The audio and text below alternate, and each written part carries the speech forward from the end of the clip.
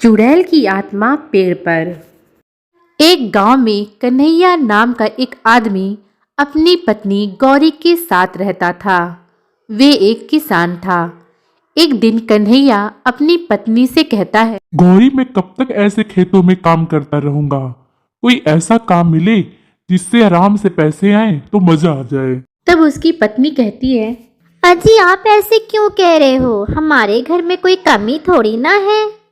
अगले दिन कन्हैया अपने नौकर रामू के साथ अनाज बेचने शहर जाता है। शहर जाते समय रास्ते में एक घना जंगल भी मिलता है। लोगों का कहना है कि ये एक भूतिया जंगल है, इसलिए जो कोई भी शहर जाता वो अपना काम जल्दी से करके वापस आ जाता। लेकिन रामू और कन्हैया को अनाज बेचकर शहर से वापस आने में काफी देर हो जाती है। तब कन्हैया रामू से कहता है, अरे भाई रामू, जल्दी जल्दी चलाओ। मैंने सुना है ये एक भूतिया जंगल है, यहाँ के पेड़ों में चुड़ैल रहती हैं। इतना कहते ही रामू तेज चलने लगता है और उनकी बैलगाड़ी का पहिया एक गड्ढे में फंस जाता है। गाड़ी टेढ़ी हो जाती है और कन्हैया नीचे गिर जाता है। अम्मा, गिर गया रे, तेरा बेड़ा गर्क हो रामू, देख के नहीं चला सकता था। फिर कन्हैया एक पेड़ के नीचे जाकर बैठ जाता है और तभी डरावनी डरावनी आवाजें आने लगती हैं और जिस पेड़ के नीचे कन्हैया बैठा होता है उस पेड़ से एक चुड़ैल बाहर निकल आती है। तब वे चुड़ैल बोलती है, कौन है जो मेरे पेड़ की जड़ों पर बैठकर इतनी जोर जोर से शोर मचा रहा है और मेरी नींद खराब कर रहा है। चुड़ैल की आवाज सुनकर कन्हैया बोलता है, अरे मर गया रे, ये तो कितनी डरावनी आवाज है। कौन है, कौन है? और कन्हैया जैसे ही पीछे मुड़ के देखता है उसकी आंखें फटी की फटी ही रह जाती हैं। चुड़ैल को देखकर कन्हैया बोलता है, अरे चुड़ैल मैया, आप कहाँ से आ गई? नहीं नहीं, मैं आपकी नींद नहीं खराब करना चाहता। मैं गिर गया था, मुझे चोट भी लग गई है।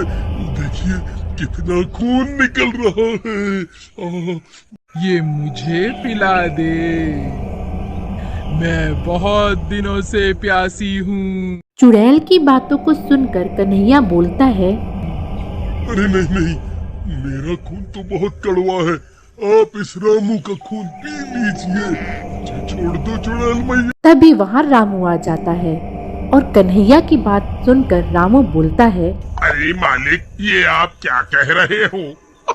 मैंने आपकी कितनी सेवा की और आप मुझे ही मरवाना चाहते हो? रामू की बात सुनकर कन्हैया बोलता है, अरे थोड़ा सा ही तो पिएगी, वापस जाकर मैं तुझे 2-4 बोतलें खून की चढ़वा दूंगा, बस अब ठीक है। इतना सुनकर रामू वहाँ से अपनी जान बचाकर भाग निकलता है। रामू को भागता देख चुड़ैल कन्हैया से बोलती है, ले, तेरा रामू तो भाग गया। अब अकेला कन्हैया बेचारा क्या करता, वे चुड़ैल के सामने गिड़गिड़ाने लगता है।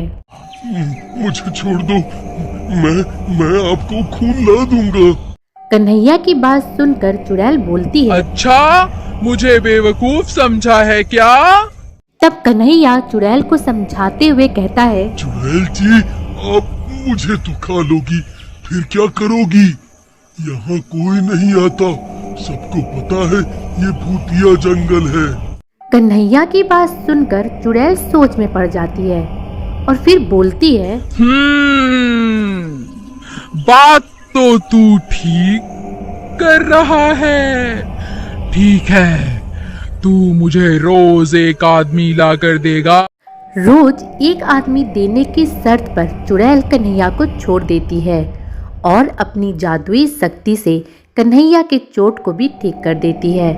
फिर कन्हैया घर वापस आ जाता है। कन्हैया को देखकर गौरी पूछती है, अजी आप ठीक तो है ना? रामू ने मुझे सब कुछ बता दिया है। तब कन्हैया बोलता है, अरे मैं बिल्कुल ठीक हूँ, ये रामू तो मुझे वहीं मरने के लिए अकेला छोड़कर भाग आया। तब गौरी कन्हैया से बोलती है, नहीं जी, वो तो गांव वालों से मदद लेने को आया था ताकि हम सब मिलकर आपको बचाने आ सके। अच्छा ठीक है, जाओ सो जाओ अब। फिर अगली सुबह कन्हैया सोच में पड़ जाता है। अरे अब क्या करूं? उस भूतिया जंगल में मेरे साथ कोई नहीं जाएगा। अरे हाँ, क्यों ना मैं अपना एक बैल उस चुड़ैल को दे दूं। और कन्हैया अपने बैल को लेकर जंगल चला जाता है। चुड़ैल मैया, ओ चुड़ैल मैया, देखो मैं आ गया आपका खाना लेकर।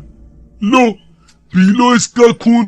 कन्हैया के आवाज लगाने पर चुड़ैल वहां पर आ जाती है और कन्हैया के बैल को देखकर वो बोलती है, अरे ये क्या?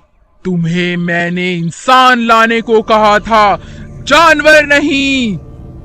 हाँ वो तो है, लेकिन आपके खौफ के कारण यहाँ कोई नहीं आना चाहता था। आप आज इसी से काम चला लो ना चुड़ैल मैया। कन्हैया चुड़ैल को बैल देकर घर वापस आ जाता है। अगली सुबह कन्हैया फिर सोच में पड़ जाता है कि आज वे किसी चुड़ैल के पास ले जाए। फिर वे अपना दूसरा बैल लेकर चुड़ैल के पास चला जाता है। बैल को देखकर चुड़ैल बोलती है, अरे मूर्ख आदमी, तुझे समझ नहीं आता? फिर जानवर ले आया। तू मुझे बेवकूफ समझता है? आज मैं तुझे नहीं छोड़ूंगी, इधर आ। चुड़ैल कन्हैया का खून पीने के लिए उसका हाथ पकड़कर अपनी ओर खींचती है। कन्हैया को कुछ भी समझ में नहीं आता कि वे अपनी जान बचाने के लिए क्या करे। तभी अचानक कन्हैया का बैल जोर जोर से उस पेड़ को धक्का मारने लगता है जिस पेड़ पे चुड़ैल रहा करती थी। ये देखकर चुड़ैल गुस्से से बोलती है, अरे मूर्ख जानवर, ये क्या कर रहा है? मत कर ऐसा। ये पेड़ गिर गया तो मैं भी खत्म हो जाऊंगी। इसकी जड़ों में ही मेरी जान बसी है। चुड़ैल की बात को कन्हैया का बैल एक भी नहीं सुनता और वे जोर जोर से धक्का मारकर उस पेड़ को जड़ से गिरा देता है। पेड़ की जड़ से गिरते ही वे चुड़ैल जलने लगती है और जलकर राख हो जाती है। इस तरह कन्हैया का बैल अपनी और अपने मालिक की जान को बचा लेता है। तो दोस्तों, आपको कहानी कैसी लगी आप मुझे कमेंट बॉक्स में जरूर बताइएगा। कहानी अच्छी लगी हो तो वीडियो को लाइक करके चैनल को सब्सक्राइब कर लीजिएगा। मिलते हैं अगली कहानी में।